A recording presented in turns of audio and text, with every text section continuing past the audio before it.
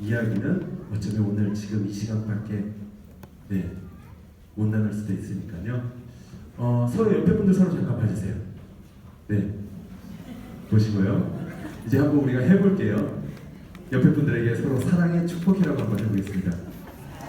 사랑해, 축복해. 그래도 교회 안에서 그런지 참 서로 잘하세요. 네. 근데 이 좋은 걸 왜 안 하세요? 우리가 잘 안 쓰기 때문에 쉽지 않지만 막상 하면은 하는 나도 좋고 듣는 나는 더욱더 좋아요. 남자 성인이 하루에 평균 살면서 8,000개 정도의 단어를 쓴다고 합니다. 남자가 과묵한 줄 알았는데 그다지 과묵하지만 않은 것 같아요.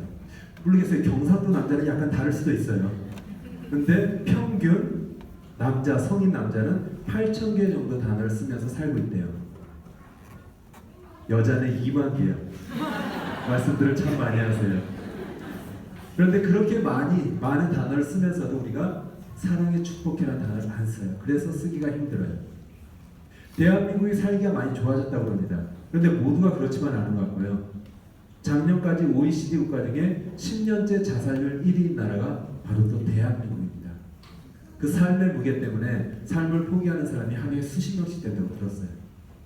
그런데 우리가 살아가면서 만나는 그 누구, 혹시 우리 옆에 앉아있는 그 누구일 수도 있고요.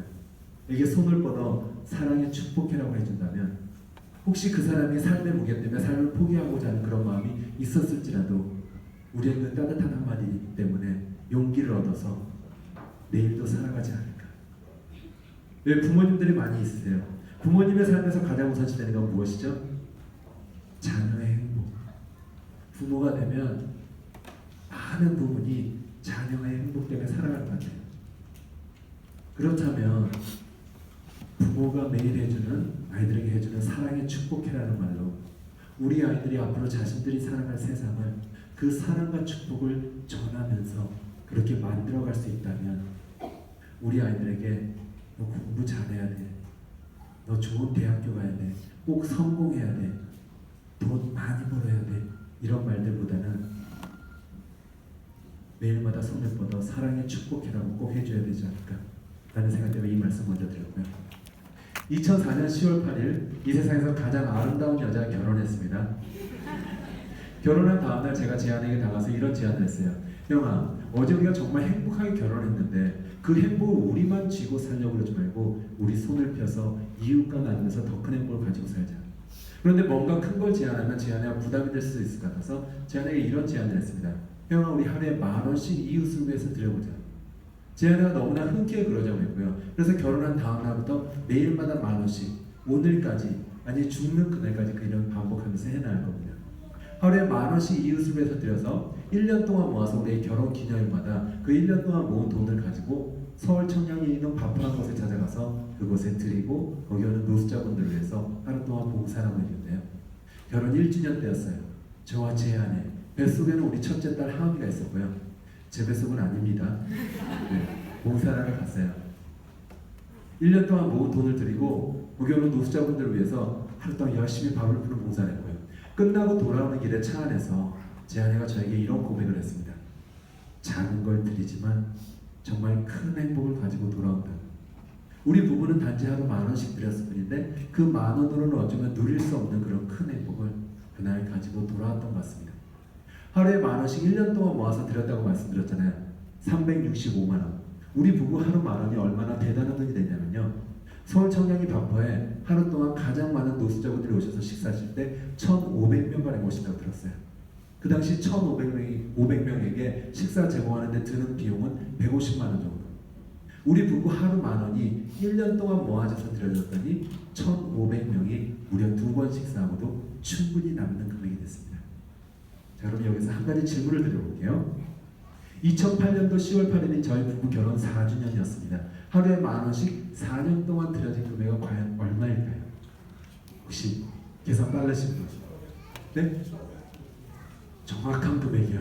1,500 정도가 아니고요. 정확한 금액 1,440만 원 아니고요. 많은 분들이 계산이 빠르신 분들은 아마 1460이 나올 거예요. 365 곱하기 4 하면 1460이거든요. 근데 그게 틀린 답이에요. 정답은 1461만 원입니다. 왜냐면요, 4년마다 윤달이 한 번 있거든요. 매일 만 원씩 드렸더니 1년은 366만 원이 들여져서 정답은 1361만 원이에요. 그런데 한번 생각해보세요. 혹시 결혼한 다음날 제가 제 아내에게 다가와서 웃으면서, 혜영아, 어제 우리 정말 행복하게 결혼했잖아. 우리 지금 1461만 원 이웃을 위해서 드릴까? 어제 행복이 깨졌을 수도 있습니다. 왜냐면 1461만 원은 누구에게나 큰 돈이에요. 그 많은 돈을 결혼한 다음날 이웃을 위해서 드리자고 했다면 어쩌면 우리 부부의 나눔은 시작조차 못했을지도 모릅니다. 그런데 하루에 만 원씩 드리자고 했어요. 너무 기쁘게 그 일이 시작됐고 그 일을 매일 행했더니 결혼 4주년 때 1461만 원이 드려졌습니다. 그렇게 계산한다면 우리 부부의 결혼 40주년 때는요, 1억 4,610만 원이 정확히 드려질 거예요. 하루 만 원 가지고 어떻게든 결혼 40주년까지 살려고요. 대한민국의 인구가 5천만 명이 넘었습니다. 과연 그 많은 사람들 중에 몇 명이나 되는 사람이 일평생 살면서 최소한 1억 이상을 이웃을 위해서 드릴 수 있을까요? 과연 전체 인구의 5천분의 1인 만 명이 그 일을 할 수 있을까요? 만 명이 1억만 드린다고 가정한다면 1조가 모이게 됩니다. 만 명도 안 될지도 모르겠어요. 그럼 다시 한번 돌아가 볼게요. 하루에 만 원씩 이웃을 위해서 드릴 수 있는 사람은 과연 얼마나 될까요? 하루 만 원, 결코 작은 금액은 아닙니다. 그런데 또 한번 이렇게 생각을 해볼게요. 성인이 하루 만 원 가지고 할 수 있는 일, 커피 2잔 정도 마실 수 있고요. 커피 전문점 가면 외식 나가면 한 사람이 한 끼 정도 먹을 수 있고 영화 한 편 볼 수 있어요. 만 원 가지고 할 수 있는 일들이 그렇게 많지가 않아졌습니다. 누군가 아끼고 아끼면 어쩌면 가능할 수도 있는 금액이에요. 나눔은 내가 너무 많아서 남는 걸 드리는 게 나눔이 아니라 나의 걸 조금씩 아끼고 아껴서 드리는 게 나눔이니까요. 그렇게 하루에 만 원씩 40년만 매일 그 일을 행한다면 누구나 다 일평생 살면서 최소한 1억 4,610만 원은 나의 이웃을 위해서 드릴 수 있게 되는 겁니다. 그렇게 작게나마 매일 이웃과 나누면서 행복하게 살아가고 있고요. 결혼한 지 올해가 12년 됐는데 하나님께서 저희 가정에 정말 큰 축복들을 많이 허락해 주셨어요. 가장 큰 축복을 얘기하자면 아이가 4명이라는 거예요. 하움, 하랑, 하율, 하엘. 하나님의 마음, 하나님의 사랑, 하나님의 율법, 하나님 엘르. 엘르가 히브리어로 나의 하나님이에요. 그래서 막내 이름은 하나님 나의 하나님. 하나님께서 고백해 주셨어요. 우리 막내 하율이가 이제 6살인데 너무 예뻐요. 예전에 어른들이 이런 말씀하시는 거 들었습니다. 사람이 살면서 2살에서 4살 사이 일평생 할 효도를 다 한다고. 말이 안 됐어요. 효도는 일평생 하는 거잖아요. 그런데 아이를 키워보니까 말이 돼요. 아이가 2살에서 4살 사이 너무 예쁜 짓을 하고 엄마 아빠가 아니었으면 몰랐을 그런 행복들을 줘요. 그리고 바로 미운 4살이 돼요. 말 안 듣기 시작해요. 괜찮아요. 2년 동안 충분히 했거든요. 왜 2살에서 4살 사이일까? 말을 배우는 시기더라고요. 그때 정말 하루하루가 기적 같아요. 아이가 태어나서 울 줄만 알다가 또 조금 시간이 지나서 옹알이라는 걸 하고요. 또 조금 시간이 지나면 2 단어를 배워요. 그리고 이 2 단어로 꽤 오랜 시간 모든 커뮤니케이션을 해요. 아빠, 엄마. 정말 신기한 건 다 알아들어요. 그러다가 2살쯤 되는 어느 날 새로운 단어들을 갑자기 꺼내기 시작해요. 우리 막내 하율이가 2달 조금 지났을 텐데 많이 아파서 병원에 데려갔더니 의사 선생님이 보고는 폐렴이라고 입원을 하려는 거예요. 그래서 아이를 입원시키고 제가 옆에서 병간호를 했습니다. 하루 동안 아이 치료도 받고 약도 먹이고 씻기고 밥 먹이고 재웠어요. 그 다음날 또 그걸 계속 반복하고 좀 이른 저녁이었어요. 저도 약간 피곤했던 것 같아요. 아픈 아이 옆에서 계속 돌봐야 되니까. 그래서 하율이에게 하율아 우리 이제 자자 그랬습니다. 그랬더니 우리 막내 하율이가 저를 물끄러미 쳐다보며 제 양보를 살짝 꼬집으면서요. 귀염둥이 2살짜리가 아빠에게. 근데 단 한 번도 그 전날까지 귀염둥이란 단어를 쓴 적이 없어요. 이 아이가 가지고 있다가 아빠가 피곤해 보이네, 이제 한번 위로해 줄까 이랬던 것 같아요. 저는 바로 뒤집어졌어요. 얼마나 예뻐요. 2살짜리가 아빠 볼을 꼬집으면서 귀염둥이라고. 그리고 실제로 우리 막내 하율이는 외모도 예쁩니다. 제 안에 정의용을 그냥 줄여놨어요. 얼마나 예쁘겠어요. 우리 이제 셋째 하율이 남자아이인데 이 아이는 잘 웃어서 예쁩니다. 왜 제가 잘 웃는 걸 특별히 말씀드리냐면 우리 첫째 하은이 같은 경우 보통 아이만큼 웃고 울었어요. 그런데 둘째는 이 아이가 카리스마를 들고 태어나서 웃질 않았어요. 세상에는 웃지 않는 아이도 있더라고요. 근데 셋째는 태어났는데 이 아이는 또 너무나 잘 웃고요. 우리 셋째 하율이 영상을 잠시만 보여드리겠습니다. 네, 혹시 불을 꺼주실 수 있나요? 제가 영상 좀 더 잘 보이는데. 네, 감사합니다. 이게 3개월 때고요. 네.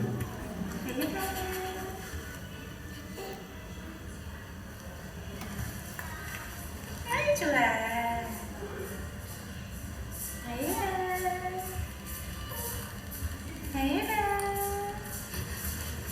네, 이 정도면 됐습니다. 네, 영상 이 정도면 됐습니다. 네. 왜냐면요, 1시간을 보시건 2시간을 보시던 계속 저렇게 반복해서 웃어요. 그냥 잘 웃는 하율이에요. 네. 셋째 하율이는 잘 웃어서 예쁘고요. 이제 둘째 하랑이. 이 아이는 말씀드렸듯이 카리스마를 띠고 태어났어요. 가르친 적이 없는데 아이가 그냥 힙합이에요. 그런데 정말 중요한 건 너무나 잘생겼어요. 절대 앞발에서 이렇게 말씀드린 건 아니고요. 객관적으로 놓고 봐도 정말 잘생겼는데 어느 정도냐면 우리 둘째가 이제 49살입니다. 9년 이상을 아빠인 저를 봐왔어요.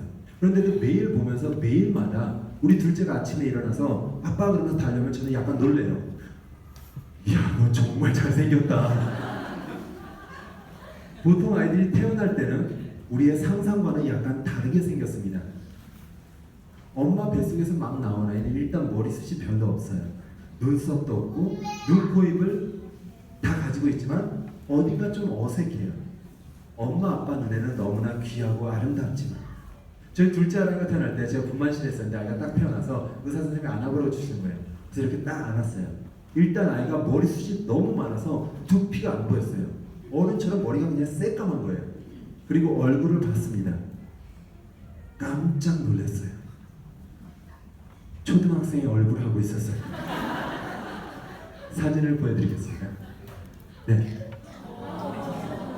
6개월 때예요. 네, 기저귀 차고 이제 막 앉았을 때 6개월. 저희 둘째 아이는 정말 잘생겼습니다.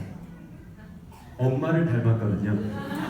이제 우리 첫째 하음이 여자예요. 딸아이. 아빠들은 딸을 너무 좋아해요. 그래서 요새는 딸 바보라는 그런 유행어까지 생겼고요. 네, 다음 사진 보여주세요. 저 닮아서 너무 귀여워요. 네, 우리 하미 얘기를 해드리겠습니다. 하미가 태어나고 어른들이 말씀하시는 눈에 넣어도 안 아플 것처럼 예쁘다는 얘기가 비로소 마음에 와닿았습니다. 결혼 전부터 워낙 아이들을 좋아했고요. 조카들이 참 많아요. 조카들을 보면서 참 예뻐요. 하지만 눈에 넣어도 안 아플 정도로 예쁘진 않아요. 조카들이 미운 짓을 하면 미워요. 근데 결혼하고 우리 첫째 하미가 태어났는데 하미는 눈에 넣어도 안 아플 정도로 예뻤습니다. 하음이 또한 항상 예쁜 짓만 하는 건 아니고요. 괜히 울 때도 있고 때를 쓸 때도 있어요. 또 아이가 돌되기 전에 이가 나기 시작하면 잇몸이 간지러서 뭐든지 물기 시작하는데 특히 물기 좋아하는 게 사람의 살이에요. 돌되기 전이니까 아직 걷지 못해서 많이 안아서 키우는데 딱 안으면 어깨입이 자연스럽게 닿고 아이가 물어요. 아이가 물 수도 있어요. 눈물이 날 정도로 아파요. 아이는 힘 조절 개념 없이 젖먹던 힘으로 물거든요. 나중에 아이를 내려놓고 어깨를 보면은 문 곳곳마다 다 피멍이 들어있습니다. 나를 멍들고 아프게 해도 나의 아이는 예뻐요. 또 하나, 죄송합니다. 이 귀한 예배 장소에서 우리가 흔히 더럽게 생각하는 그것이요. 똥하고 오줌 참 더러워요. 그래서 우리가 성인이 될수록 이 단어들조차 잘 안 쓰게 되는데요. 정말 재밌는 건 아이들은 이걸 너무 좋아해요. 2살, 3살, 4살, 5살 정도 되는 아이까지 바로 친하게 지내는 방법 한 가지 팁 드리겠습니다. 일단 아이를 만나면 살며시 다가가세요. 가장 중요한 건 눈높이를 맞추는 거예요. 그리고 눈을 바라보며 살짝 미소를 지으면서요. 얘야 똥. 아이가 그냥 빵 터져요. 바로 마음문을 열어주고 대화가 시작되는 거예요. 그런데 우리가 다른 성인을 만나 다가가서 눈을 바라보며 안녕하세요 똥. 큰일 나잖아요. 왜냐면 더럽기 때문에. 그런데 신기하게 나의 아이의 똥하고 줌은 더럽게 느껴지지가 않습니다. 아이가 기저귀 찰 때 하루에 몇 번씩 기저귀 갈아주는데 조심한다 하더라도 가끔 내 손에 똥이나 오줌이 묻습니다. 그게 만약 더럽게 느껴진다면 아마 두 가지 정도의 방법이 있는 것 같아요. 하나는 말도 못한 아이에게 얘야 아빠가 너를 정말 사랑해. 이건 변치 않는데 더러워서 안 되겠다. 네가 알아서 가라. 라든지 아니면 먼저 고무장갑을 끼고 온몸을 무장을 하고. 그런데 그렇게 안 하고요. 맨손으로 가끔 묻혀가면서 그 일을 해요. 심지어 가끔은 내 옷에 오줌을 올 때도 있습니다. 그마저 웃고 넘길 수 있어요. 왜냐하면 나의 아이는 눈에 넣어도 안 아플 정도로 예쁘기 때문에. 그런 아이가 자라면서 대한민국 모든 부모가 생각하는 한 가지가 있습니다. 돌잔치. 너무나 좋은 자리예요. 내 아이가 1년 동안 이렇게 이쁘고 건강하게 자랐다는 걸 많은 사람을 초대해서 자랑하는 자리니까. 하음이 돌되기 전에 다른 돌잔치에 몇 번 초대돼서 가봤는데 한 가지 공통점이 있었습니다. 정작 주인공들은 그렇게 해피하지만 않다는 거예요. 주인공이라 하면 생일 맞은 아기와 1년 동안 수고해서 키워준 엄마, 이 두 사람이 주인공이에요. 아이가 1살이 되면 낯을 가립니다. 낯가림이 심한 아이들은 모르는 사람이 가까이만 와도 울어요. 자기 돌잔치 날 생전 처음 보는 사람들이 정말 많이 와요. 또 아이가 1살이 되면 규칙적인 생활을 하게 되는데요. 먹고 자고 놀고 대충 시간이 정해져 있습니다. 자기 돌잔치 날 시끄럽고 낯설고 모르는 사람도 많고 그러기 때문에 규칙적인 생활이 힘들고요. 그렇게 힘들게 하루 보내다가 마지막 시간에는 사람들 앞에 나와서 또 뭔가 잡으라고 부탁을 받아요. 잡으면 어른들이 알아서 정말 좋게 해석을 해주시지만 그걸 보면서 우리 하은이를 위해서는 뭔가 의미 있는 돌잔치를 해주고 싶은 그런 마음이 생겼습니다. 저희 부부가 둘 다 일하기 때문에 맞벌이 부부라고 할 수 있는데요. 맞벌이 부부인 경우 보통 월급을 주고 도우미 아줌마를 써요. 저희 부부도 정말 고민을 많이 하다가 하은이 날 때쯤 내린 결정이 우리 아이 돈을 떠나서 우리가 직접 키워보자. 그래서 전적으로 그냥 둘이서 키웠어요. 번갈아 가면서 스케줄 조정해가면서. 그래서 도우미 아줌마한테 줘야 될 월급 똑같은 비용을 우리 하음이 이름으로 매달 저축을 했고요.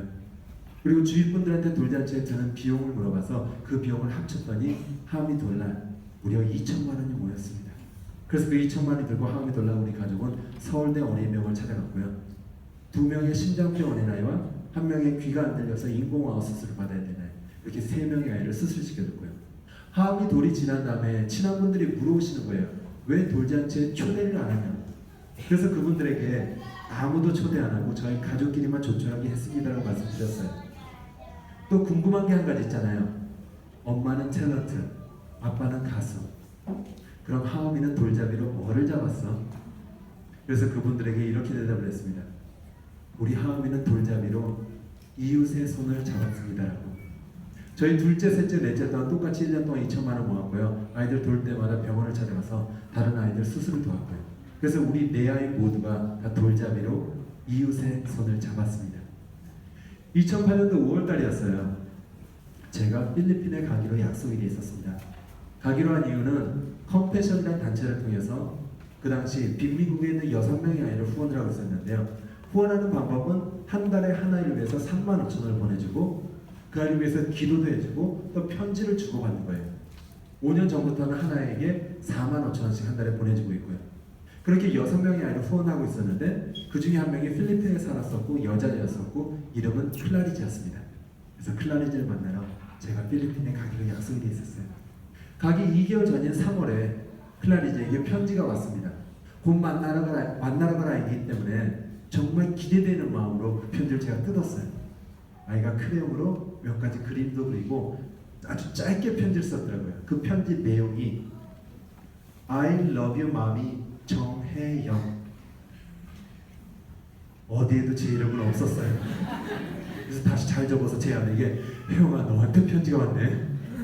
제 아내가 받고 읽더니 너무나 큰 감동을 했습니다. 그 당시 우리 부부가 클라리지에게 한 달에 35,000원을 보내주고 있었어요. 한 달에 35,000원이라는 돈은 우리 부부에게는 그다지 부담되는 금액이 아니었습니다. 그 작은 금액을 보내주고 있었는데 이 아이가 그거에 너무나 감사하고 감동해서 얼굴 한번 보지 못한 제안에게 편지를 써서는 I love you, mommy.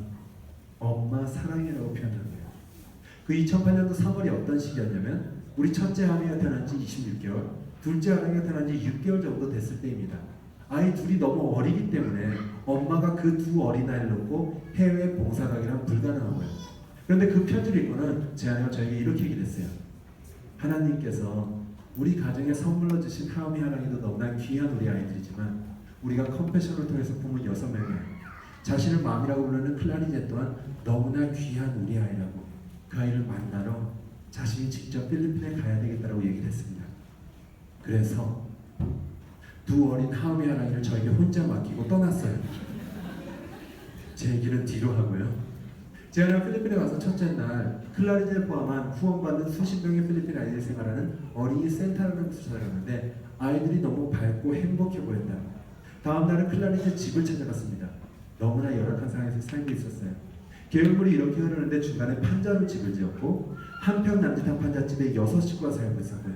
집에 들어갔다 나왔다 할 때는 로프를 붙잡고 왔다 갔다 해야 되고 그런 열악한 상황에서 살고 있는 클라리넷인데 우리 부부의 작은 후원을 통해 이 아이가 매일마다 어린이센터에 가서 밥도 먹고 공부도 하고 의료 혜택도 받고 정말 중요한 건 예수 그리스도를 알아가면 아이에게 꿈과 희망이 생겼다는 거예요. 한 달에 35,000원이라는 돈으로 하나의 인생을 조금씩 바꿀 수 있다는 게 제 아내에게 너무나 큰 감동으로 다가왔습니다. 그리고는 며칠 동안에 필리핀에서 일정이 끝나고 다시 한국으로 돌아왔어요. 그 당시 우리 부부에게 작은 꿈이 있었습니다. 내 집 마련. 그래서 그 꿈을 위해서 열심히 돈을 모으고 있었고요. 모자는 돈을 은행에서 빌려서라도 빨리 사자. 왜냐하면 아이가 2명이었고 신기하게 1년 지날수록 아이 한 명씩 늘고 있었어요. 큰 집이 필요했습니다. 아이를 많이 낳기 때문에. 우리가 원하는 그 큰 집을 살 경우 은행에서 돈을 빌려야 되는데 한 10년 정도 기간을 두고 갚아나갈 때 한 달에 350만 원 정도 갚아야겠다는 그런 계산이 나온 상태였습니다. 그런데 제가 필리핀에 갔다 와서 저에게 이렇게 얘기했어요. 내 집 마련의 꿈을 잠시 뒤로 하고 100명의 아이들에게 꿈을 주는 걸로 대신하고 싶다고. 그래서 2008년 5월 달에 컴패션을 통해서 100명의 아이를 붙게 됐고요. 저는 102명의 아빠가 됐습니다. 그때 영상을 잠시 보여드리겠습니다.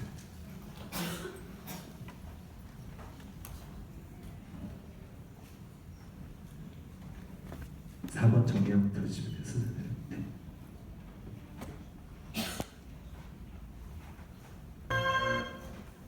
네. 제가 아이들을 참 좋아하는데요. 저하고 같이 사는 제 아내는 그걸 너무나 잘 알고요. 그런데 아무리 생각하고 계산해봐도 본인이 직접 100명을 낳아줄 수 없다는 생각이 든 것 같아요. 그래서 컴패션을 통해서 저에게 한 번에 100명의 아이를 선물해줬고요. 저희도 있고 나서 가끔 이런 질문을 받았습니다. 왜 굳이 해외에 있는 아이들을 그렇게 돕냐고.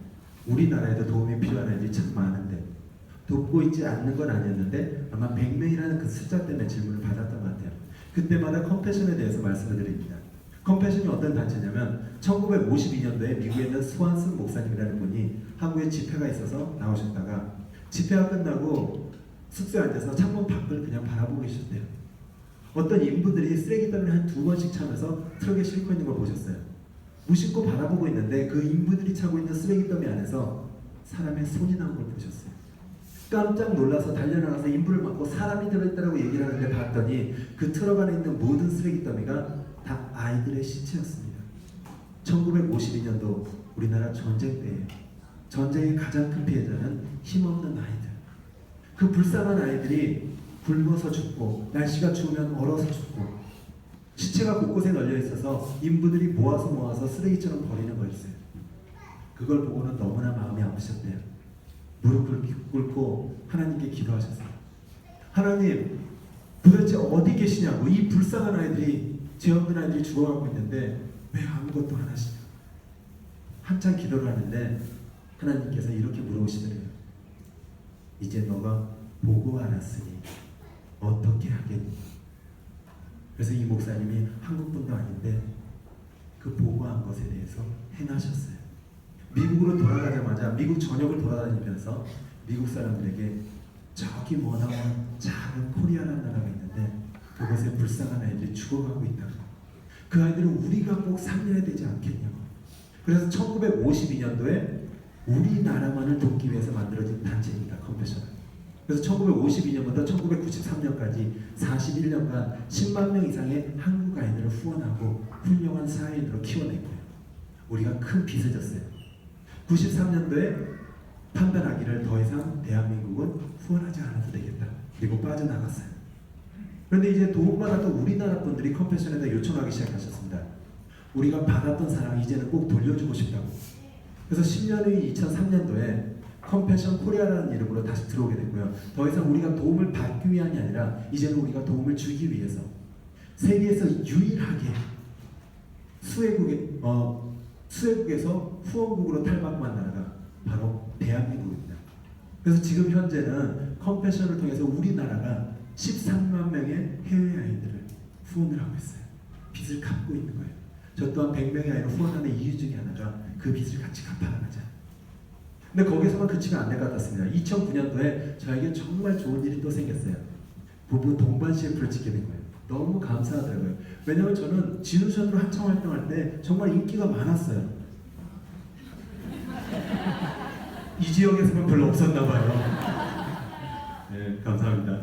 네, 그런데 CF하고는 참 연결이 안 됐고요. 2009년도에는 제가 활동을 하지도 않던 시기인데 CF를 찍게 된 거예요. 너무 감사해서 그 CF 금액으로 우리나라 홀트 아동복지 입양 기관을 통해서 우리나라 아이들 100명을 품기 시작했고요. 지금 8년째 똑같은 아이들을 후원하고 있습니다. 그 아이들이 고등학교 졸업할 때까지 아빠가 돼주겠다는 마음으로 202명의 아빠가 됐습니다.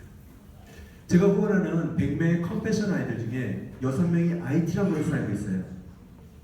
2010년 1월 12일 IT에 큰 지진이 있었습니다. 다들 기억하실 거예요. 지진이 있고 나서 제가 후원하는 6명의 IT 아들 중에 유독 한 명이 생사고 확인이 안 되고 있었어요.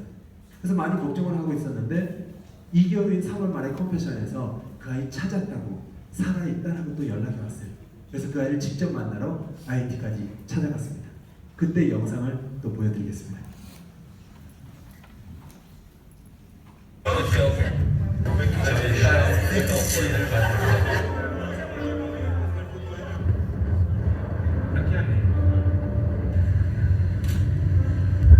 지금 저 대통령궁이 정말 말이 안 나올 정도로 처참하게 이렇게 무너져 있어요. 그러니까 저게 딱 정말 IT의 실정을 정확히 이렇게 비춰주는 것 같아요.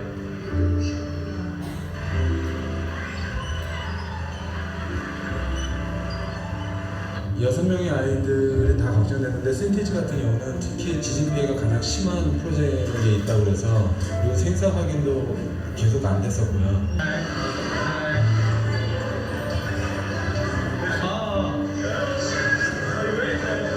센티지, 네, 맞아요. 센티지. I thank God that she survived. Yeah, we were praying. We were praying, and I asked a lot of my friends to pray for her. 사진보다 더 작아요. 네, 사진에는 더 이렇게 많이 큰 것 같았는데 지금요 많이 망가졌대요. 네. This is my wife, me. Big smile.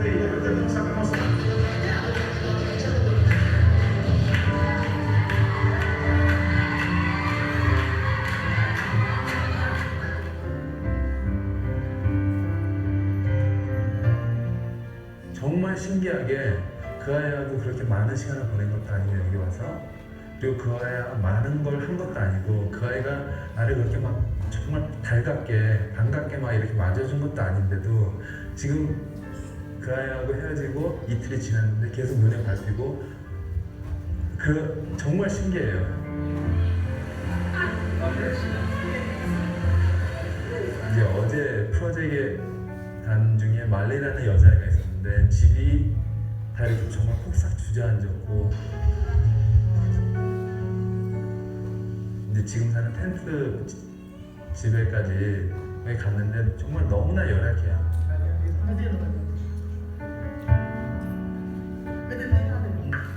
자는 건 저기 판자 위에다가 펴놓고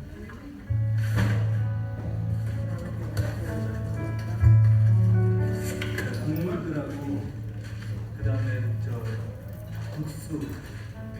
회마다 한 번씩 커미션해서 이제 이걸 나눠준대요. 그래서 이게 지금 이번이 4번째고. 네.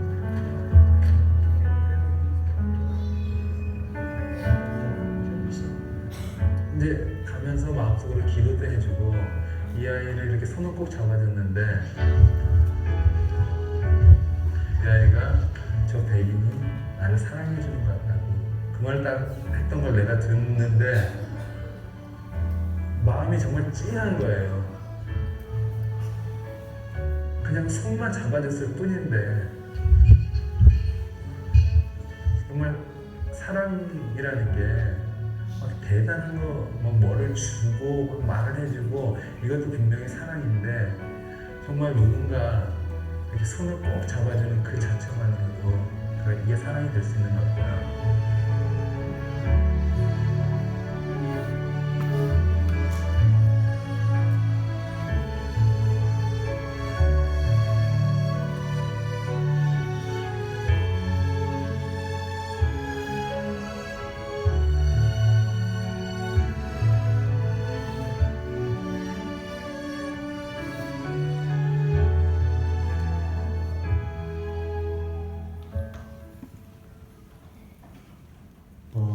방금 보신 영상에서 그 말리라는 여자애가 말했던 저 백인이 바로 저입니다.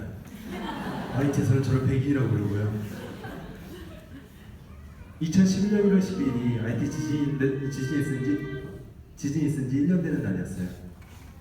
그날 인터넷 기사를 검색해봤더니 이런 제목이 많이 떴습니다. IT는 아직 재앙이 진행 중. 1년 사이에 3,000명 이상의 IT 사람들이 콜레라는 병 때문에 죽었다고. 너무나 열악한 상황인 거예요. 그런데 그 열악한 상황에 제가 후원하는 6명의 IT 아이들이 살고 있었고요. 그 중에 한 명은 죽은지 알았던 우리 딸 신티치고요. 그래서 2011년 1월 12일 IT에 또 작은 희망을 선물하고자 사랑을 전하고자 100명의 IT 아이들 손을 잡아주기 시작했습니다. 저는 303명의 아빠가 됐습니다. 원래는 다른 계획이 조금 있었어요. 2009년 12월 겨울 어느 날이었는데 하나님께서 갑자기 저에게 북한에 대한 마음을 부어주셨어요. 통일에 대한 마음. 생각지도 않았었는데 아마 여기 계신 분들도 그럴 거예요. 북한에 대해서 막 간절히 막 고민하면서 통일에 대해서 우리 생각 잘 안 하면서 살잖아요. 우리가 너무 먼 이야기 같아서. 한번 질문을 드려보겠습니다. 일주일 후에 통일이 된다면 어떻게 하시겠어요? 실제로 다음 주 주일부터 우리 옆집에 북한 주민들이 살기 시작하는 거예요. 네 단어로 여러분의 마음을 한번 표현해 볼게요. 제가 맞는지. 대략 난감.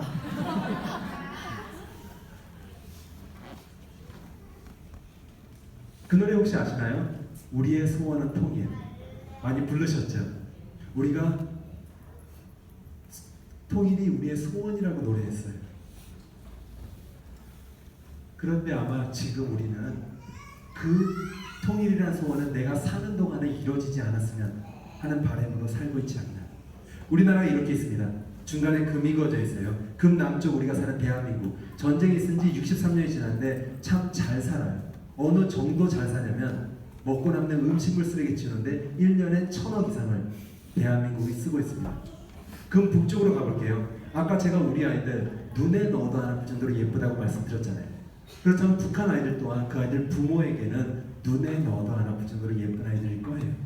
그런데 그 아이들이 지금 이 시간에도 빵 한 조각이 없어서 굶어 죽는 아이들이 있습니다.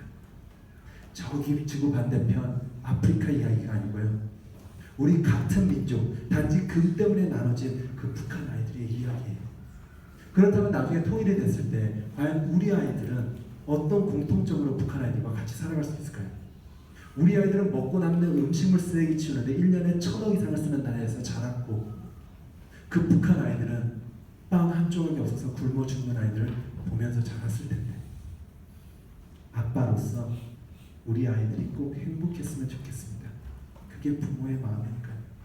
그런데 통일을 생각하면 우리 아이들의 행복에 큰 물음표 같아요. 왜냐하면 아빠로서 그 통일을 준비해주고 있지 못하고 있기 때문에. 뭔가 해야 되겠기에 2010년 1년 동안 우리나라에서 또 미국에서 북한 돕는 단체들을 여러 만나봤습니다.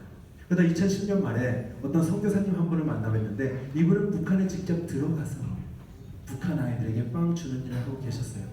이분이 중심이 돼서 2011년 5월달에 우리나라에 푸른 나무 재단이라는 북한 돕는 작은 단체가 또 생겼습니다. 그래서 설립된 날 가서 제가 우리 아이들의 미래를 위해서라도 제가 한번 100명의 북한 아이들 살려보겠습니다. 그래서 저는 404명의 아빠가 됐습니다.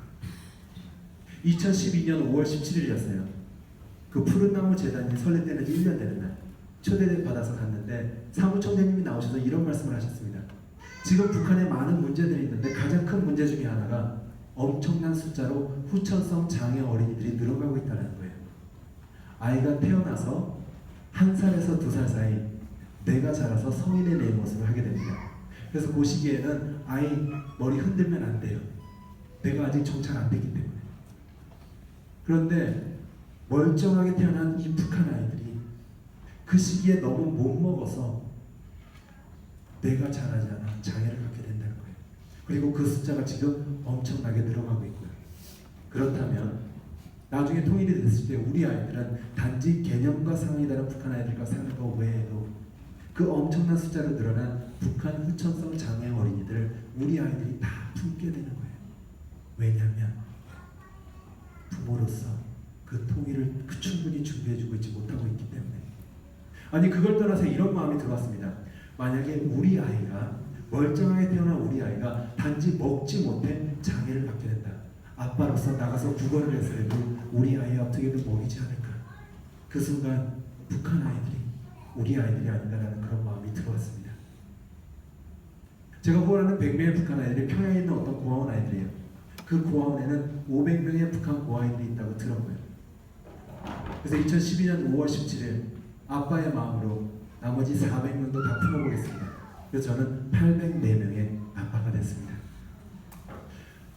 한 이 정도에서 끝날 줄 알았어요. 2015년 작년 한 해는 저에게 정말 행복한 한 해였던 것 같아요.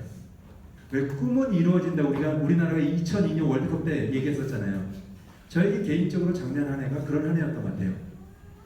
작년 초에 11년 만에 가수로서 컴백을 했어요. 정말 꿈은 이루어져요. 11년 동안 포기하지 않았더니 가수가 돼서 다시 컴백을 했습니다. 그래서 노래도 새로 나오고 많은 사랑도 받고요. 두 번째, 우리 셋째 하율이 아까 잘 웃는 하율이요. 이 아이가 태어날 때 워낙 작게 태어났어요. 2.56kg.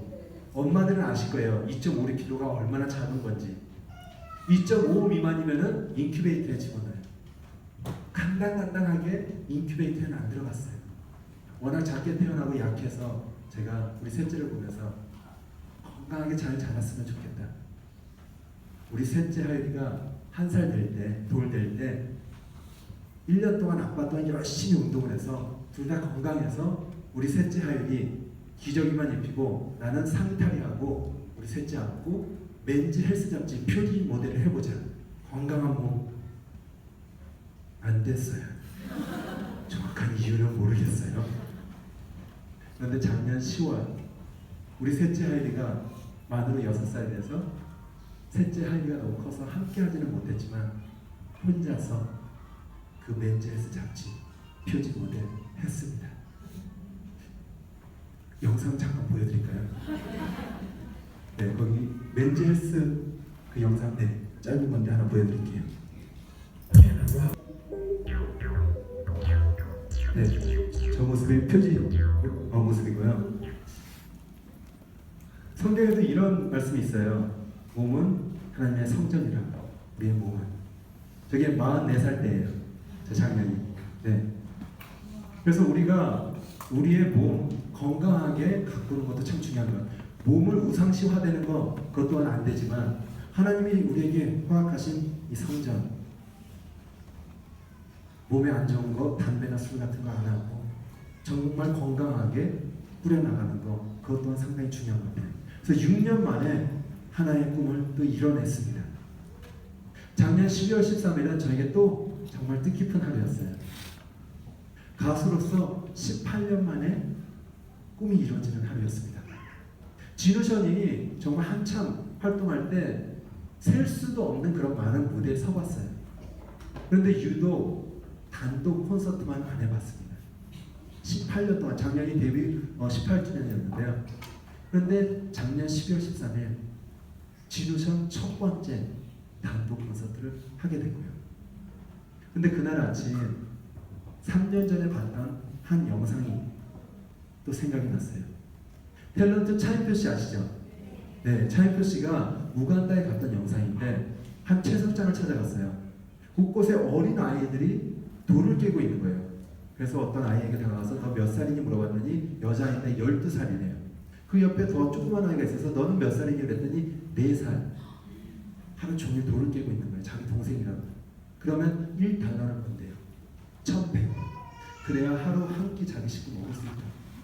그래서 12살짜리가 4살짜리가 하루 종일 돌을 깨고 살아요.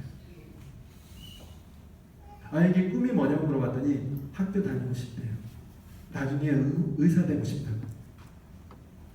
아예 집이 어디냐고 물어봤어요. 그랬더니 그 채석장 바로 옆에 운막촌이에요.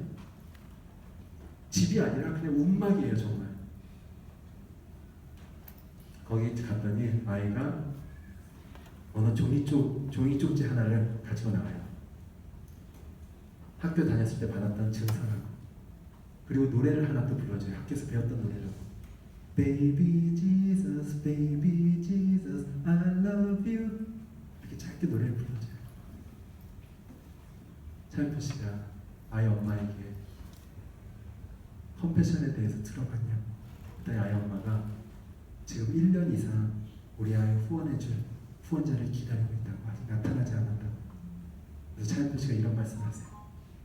세상에 수백만 명의 가난 속에서 꿈을 이뤄가는 아이들이 있지만 그 아이를 내가 다 도울 수는 없지만 내 앞에 있는 이 하나에 내가 이러고 그냥 떠나면 이 아이는 또 이 가난 속에서 꿈을 이뤄갈 테니까 내가 이 아이의 손 잡아주겠다. 그리고 아이 후원을 시작하세요. 그 영상을 보고 너무 큰 감동을 받고 우간다에 대한 마음이 생겼었어요. 근데 벌써 800명의 아이들 후원하고 있고 저에게 개인적으로 또 4명의 아이가 있어요. 자꾸 미뤘어요. 근데 저의 18년 만에 가수로서의 꿈이 이루어지는 그날, 내가 만약에 그때 보고 바로 행했다면 3년이라는 세월을 기다리지 않았을 수도 있는 그 아이들에게 미안한 마음으로 아침에 바로 일어나자마자 컴패션에서 전화했어요. 제가 더 이상 미루지 않고 100명의 우간다에 후원하겠다. 그래서 지금은 904명의 엄마로 살아가고 있습니다.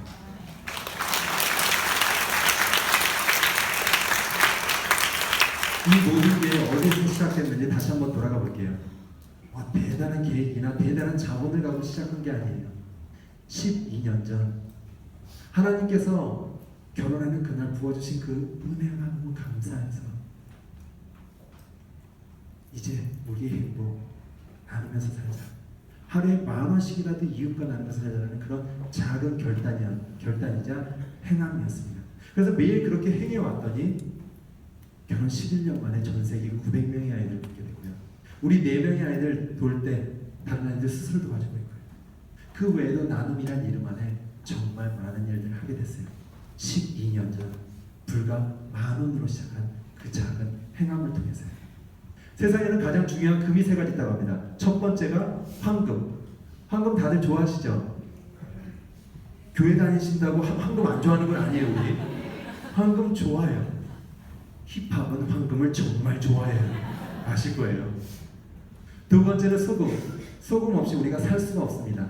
바닷물의 2.7%가 염분, 소금이라고 하는데요. 그 2.7%의 소금 때문에 97%의 바닷물이 썩질 않아요. 우리 삶에 소금은 절대적으로 필요합니다.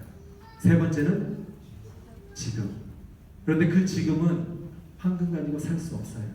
소금과 바꿀 수가 없어요. 그렇게 귀한 지금을 우리는 살아가고 있습니다. 지금이 영어로 뭔지 아세요? 또 다른 단어? present. 네, 감사합니다. 제가 어느 대학교 가서 그 질문을 했는데 한 학생이 나우 그랬어요. 맞아요. 나우도 맞아요. 왜냐면 사전을 봐도 나우가 먼저 표기돼 있을 거예요. 그래서 저는 다른 단어를 듣고 싶어서 또 다른 단어 했더니 그 학생이 잠깐 머뭇거리다가 그럼 right now? present 감사합니다. present의 또 다른 의미는 선물. 지금은 선물입니다. 어느 누구도 돈을 주고 산 적이 없어요. 우리에게 공짜로 주어졌어요. 우리가 살아가는 지금이라는 순간. 선물을 받으면 어떻죠? 좋아요. 감사하게 되고요. 그래서 행복해져요. 지금이라는 선물을 우리 모두 받고 있기에 감사하기 시작하면 그 행복은 지금 시작됩니다.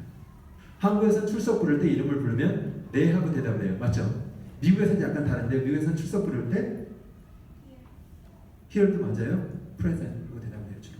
present. 네 여기 있습니다. present. 선물이 나의 여기 있음이 바로 선물입니다. 여러분 한 분 한 분이 여기 존재함이 바로 선물입니다. 그래서 우리는 그 선물의 삶을 살아가야 되고요. 그 선물의 삶을 살고 있는 한 가족의 이야기를 여러분에게 보여드리겠습니다. 우리 은총이 불러주십니다.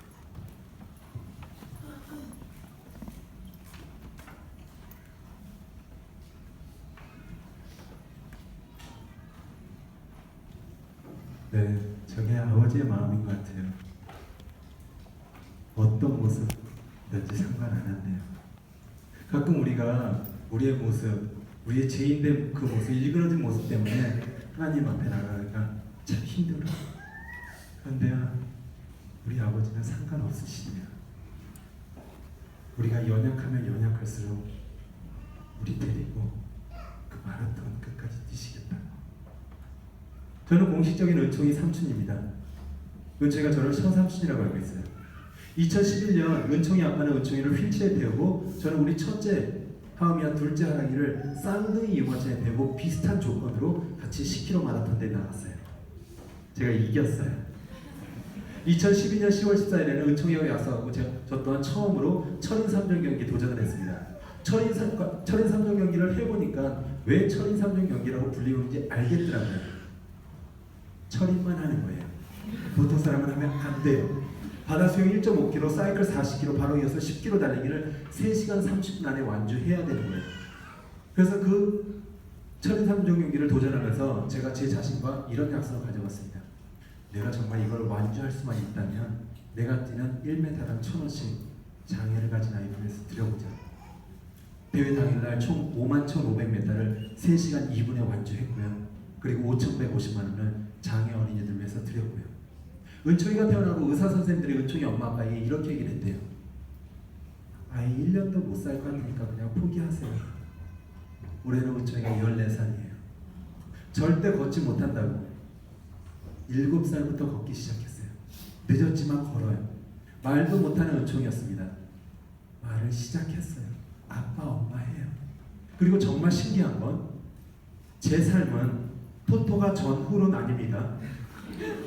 토토가 전에는 청소년 아이들이 사회복지사로 알고 있었어요. 그런데 이제는 어린 아이들도 가수인지 알아요. 그런데 유독 은총이만은 토토가 전에도 삼촌이 가수인지 알았던 것 같아요. 이 아이가 어떻게 표현을 했냐면 아빠 엄마는 보통 아이들하고 똑같이 짧게 불렀어요. 아빠, 엄마 이렇게 해요. 저 부를 때만 삼촌 이렇게 리듬을 타면서 불러줬어요. 포기하지 않았더니 기적이 일어났습니다. 그런데 은총이 같이 장애를 가진 아이들이 우리나라에서 살아가기가 참 힘들다고 들었어요.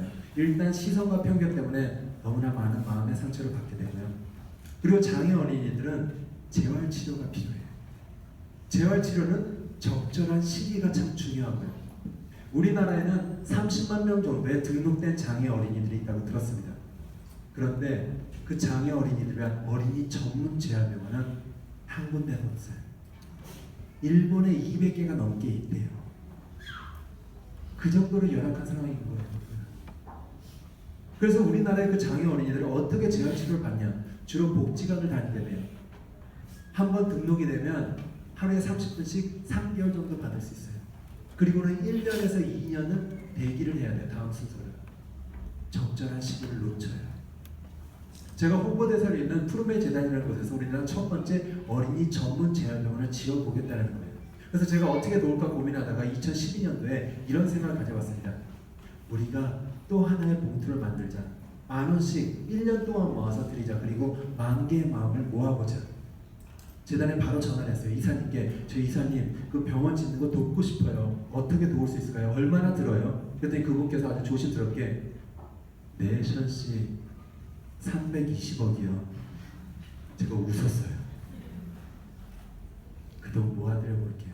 저에게 그렇게 큰 돈은 없습니다. 그런데 하루에 10,000원 있어요. 1년 동안 모으면 365만 원이에요. 그렇게 10,000개가 모이면 365억이에요. 병원 지을 수 있는 거예요. 그래서 10,000원 가지고 우리나라 첫 번째 어린이 전문 재활병원 짓는 일을 시작했습니다. 10,000원의 기적 캠페인이라고 불렀어요. 정말 기적 같은 일들이 벌어졌어요. 개인, 단체, 학교, 교회, 기업, 연예인, 스포츠사, 심지어 유치원 아이들이 그 고사리 같은 손으로 바자회를 열어서 물건을 팔아서 365만 원을 모아서 갖다 주기도 했어요. 저는 그 캠페인을 알리고자 2013년 1월 1일 SNS 통해서 이런 글을 올렸습니다. 제가 1년 동안 달리기와 자전거로 10,000km를 뛰겠습니다. 여러분 10,000원의 기적 함께 해주세요. 그리고 제가 뛰는 1km당 10,000원씩 어린이 재활병원 건립 위해서 드리겠습니다. 1년에 10,000km 뛰려면 하루에 27.3km를 365일을 뛰어야 돼요. 1년에 10,000km 뛰는 방법 가르쳐 드릴게요. 계속 뛰면 돼요. 그래서 정말 계속 뛰었어요. 그래서 2013년 1년 동안 10,000km를 뛰었어요. 발톱이 3개나 빠지고 곳곳에 부상이 있었지만 그리고 제가 뛰는 1km당 10,000원씩 해서 총 1억을 어린이 재활병원 건립에서 드렸고요. 아직도 모자랐어요. 그래서 2014년 1년 동안 또 10,000km 뛰겠다. 그래서 10,000km 뛰었어요. 그리고 1억을 또 드렸고요. 2014년 6월 6일 현충일 날은 또 이런 생각을 가져봤어요. 제가 자꾸 왜 이런 생각을 갖는지 저도 잘 모르겠어요. 부산에서 서울까지 국도로 430km예요. 자전거로 잠자지 않고 24시간 안에 완주해보자. 총 18시간 47분 걸려서 완주했어요. 그리고 1억을 또 드렸고요. 2014년 3월 26일 그 우리나라 첫 번째 어린이 재활병원 착공에 들어갔습니다. 그래서 궁금했어요. 얼마나 모였는지. 재단에 물어봤습니다. 그랬더니 재단에서 천씨 320억 다 모였어요. 그런데 예산이 올랐어요. 440억으로. 또 뛰었어요. 올해 2016년 4월 28일 우리나라 30만 명 정도의 장애 어린이들 위한 첫 번째 어린이 전문 재활병원 개원했습니다. 하루에 500명 정도의 장애 어린이들이 와서 재활치료를 받고요. 하나님께서 처음 그거 알게 하셨을 때 이 말씀 주셨거든요. 겨자씨만한 믿음만 있으면 산을 명하여 옮길 수 있다. 그래서 겨자씨만한 믿음 달라고 구했어요. 그랬더니 하나님께서 옮기셨어요. 여러 가지 나누는 일을 여러분께 알려드렸어요. 이제 왜 나누는지 잠깐 말씀드릴게요. 완벽해서 나누는 게 아닙니다. 완벽하려고 나누는 것도 아닙니다. 부족하고 전혀 자격 없는 저 같은 사람을 자녀 삼아주신 그 하나님의 은혜가 너무 감사해서 이제 자녀로서 자녀다운 삶을 살기 위해 나누며 살아갑니다. 가진 게 많아서 나누는 게 아닙니다. 더 많이 얻고자 나누는 것도 아닙니다. 예수님의 십자가 사랑, 그 사랑의 빚진 자 되었기에 이제 나누며 살아갑니다. 그게 제가 나누는 이유예요. 이제 우리 가족, 저희 막내 하엘이가 돌 조금 지났을 때 가족끼리 기념 사진 찍으러 가자고 그래서 아는 분 스튜디오 가서 사진 찍었는데 그때 영상을 잠시만 보여드리겠습니다. 하랑 하엘 예, 그거 좀 들어주시겠어요?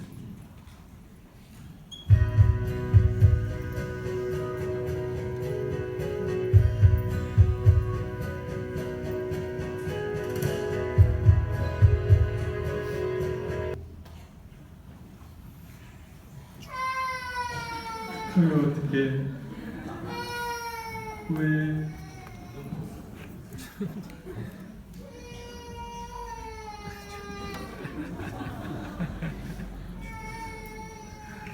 네. 이제 마지막으로 프로포즈 얘기를 해드리고 마치겠습니다. 2004년 1월 1일 새벽 0시에서 6시까지 제가 속해 있는 YG 엔터테인먼트 모든 가수가 나와서 6시간 공연을 했어요. 공연이 끝나고 무대 밑에 내려갔는데 앵콜이 들어와서 다시 무대 위로 올라가서 노래를 부르다가 중간에 제가 갑자기 음악을 끊고 2층에서 그 공연을 구경하던 지금의 제 아내, 그때 여자친구에게 걸어가서 6,000명 앞에서 한쪽 무릎을 꿇고 반지를 건네며 프로포즈를 했습니다. 그때 제가 가졌던 마음은 만약 이 여자가 나의 프로포즈에 예스라고 대답을 한다면 이 여자의 평생 행복을 책임져 주겠다 했어요.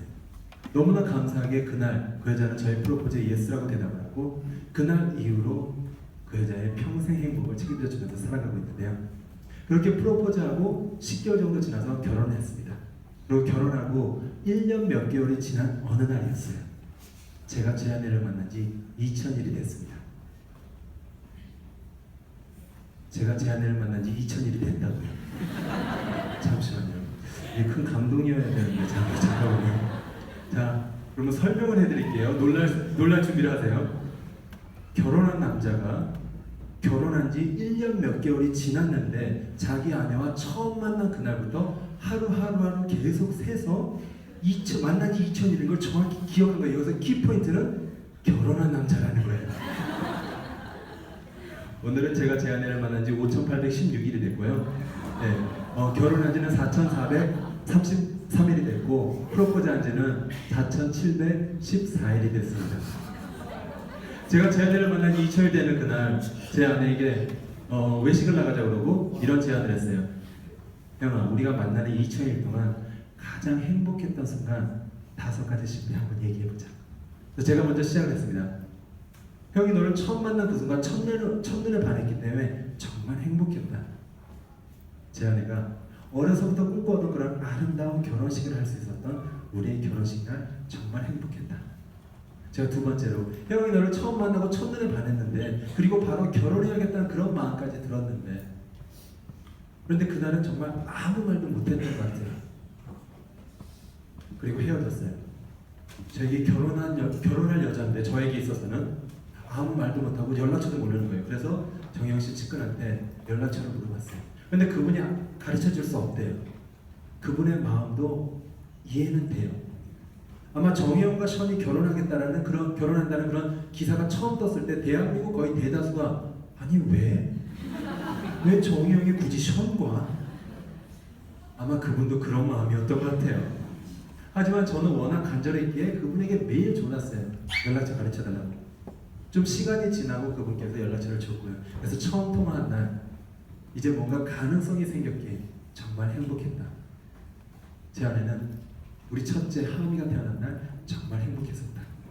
이렇게 한 가지씩 얘기를 하다가 저는 5가지를 다 얘기하고 제 아내가 자신의 5번째 가장 행복했던 순간을 이렇게 시작했습니다. 저를 바라보며 당신하고 함께하는 2000일 동안 정말 행복했던 순간들이 많았고 당신이 나를 위해 정말 많은 이벤트들도 해줬지만 그 중에서 가장 행복했던 건 당신을 통해 하나님을 만난 그 순간이라고 고백을 했습니다.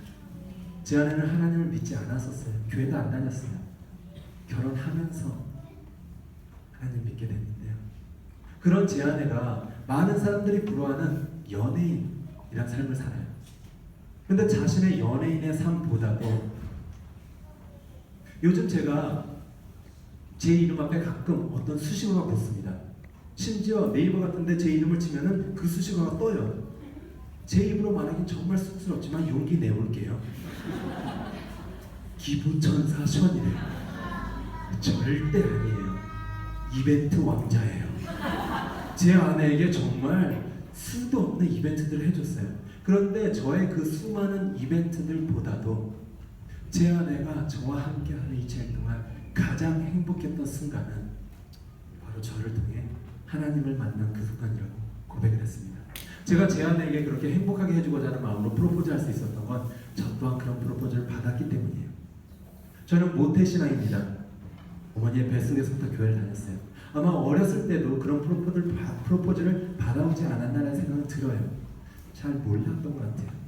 그런데 제가 30살 되던 어느 날 예수님께서 또 제게 다가오셔서 션, 너가 오늘 나의 프로포즈에 예스라고 대답을 하면 너의 평생 행복, 아니 이 땅에서의 행복만이 아닌 하늘나라에서 행복까지 책임져 주겠다는 말씀을 하셨어요.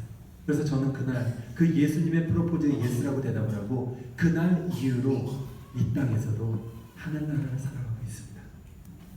바로 그 예수님께서 오늘 이 귀한 날 여러분과 저를 이 귀한 장소에 불러주셨어요. 과연 우연일까요? 아니요, 하나님 안에서는 절대 우연 없어요. 그분의 계획하심에 필연이죠. 왜 이 자리에 우리가 있냐면요, 그 프로포즈. 이 가운데는 교회를 정말 오래 다니신 분 계실 거예요. 정말 열심히 다니시는 분도 계실 거예요. 그렇다고 근데 다 하나님 만난 건 아니더라고요. 예수님 만난 건 아니에요. 어떻게 알 수 있냐면요, 교회 안에서는 웬만하면 들어와서 은혜 받아요.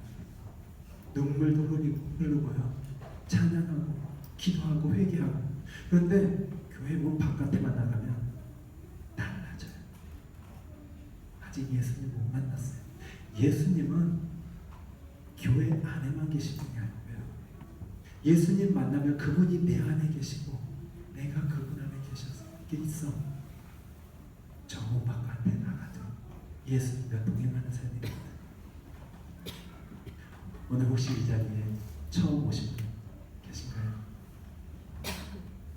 예수님 안 보인다고 말도 안 돼.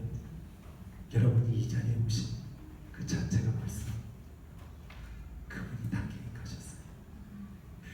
여러분이 오늘 이 시간 이 자리에서 그 예수님의 프로포즈에 예스라고 대답을 하신다면 여러분 앞에 서 있는 저 션 행복해 보이시나요? 1시간 이상을 행복한 이야기를 해줬는데 아직도 그다지 행복해 보이지는 않으셨나 봐요. 대답이 많이 눌려 있으세요. 다시 한번 여쭤볼게요. 여러분 앞에 서 있는 션 행복해 보이시나요? 네! 저는 16살 때 가출했습니다. 그리고 이틀 있다 말을 바꿨어요. 독립이라고. 저희 부모님은 아직도 가출한 자식이래요. 그래서 16살 이후로 집 나오고 다시는 안 들어갔어요. 그 후로 부모님의 어떤 도움도 받아본 적이 없어요. 금전적으로나 어떤 도움도. 그래서 저는 16살 때부터 먹고 살기 위해 일을 해야 됐어요. 제가 선택한 길이니까. 배고픈 게 뭔지 알아요. 잘 곳이 없어서 길거리에 나간 적도 있고요. 그런 제가 여러분 보시기에 행복해 보이신다면 저에게는 두 분의 어머니가 계십니다. 친어머니와 새어머니. 지금 하나님 안에서 두 분 너무나 감사하고 사랑하고 존경해요. 하지만 그런 가정을 원한 적은 없어요. 아니 어느 누가 기왕 많은 게 좋으니까 엄마도 두 분 주세요. 기왕 가능하면 세 분도 좋고요. 아니요. 우리는 엄마 한 명, 아빠 한 명, 이런 평범한 가정을 다들 꿈꿔요. 그런데 그 평범한 가정이 저에게는 허락되지 않았었습니다. 그런 제가 꾸려가고 있는 아까 본 그 가정이 행복해 보이신다면 바로 그 행복은 나의 하나님께서 책임져 주시고 계시기 때문입니다. 바로 그 예수님 하나님께서 여러분의 행복을 책임져 주시기 때문에. 그리고 이 가운데 특히 부모님의 삶 가장 중요한 거 자녀의 행복이잖아요. 아이들이 좀 말 안 듣고 말썽 피운다고 공부 잘 안 한다고 부모님께서 예수님 만난 삶이 얼마나 행복한지 삶으로 보여주신다면 우리 아이들 그거 보고 예수님 만나는 꿈꿀 거예요. 지금 혹시 말 안 듣더라도 괜찮아요. 그 아이 예수님 만나면 삶 해결되거든요. 아직 집 안 나갔죠? 훨씬 더 가능성이 있어요. 부모님들, 예수님이 우리 삶에 들어왔을 때 얼마나 행복한지 삶으로 꼭 보여주세요. 그래서 예수님께서 우리에게 뻗어주신 그 손 꼭 붙잡고 우리에겐 또 다른 손이 있어요. 우리의 또 다른 손을 뻗어 이웃의 손을 붙잡아 우리가 그 사랑과 축복의 통로가 되는 그런 귀한 삶이 여러분에게 있으시길 바랍니다. 감사합니다. 사랑합니다. 축복합니다.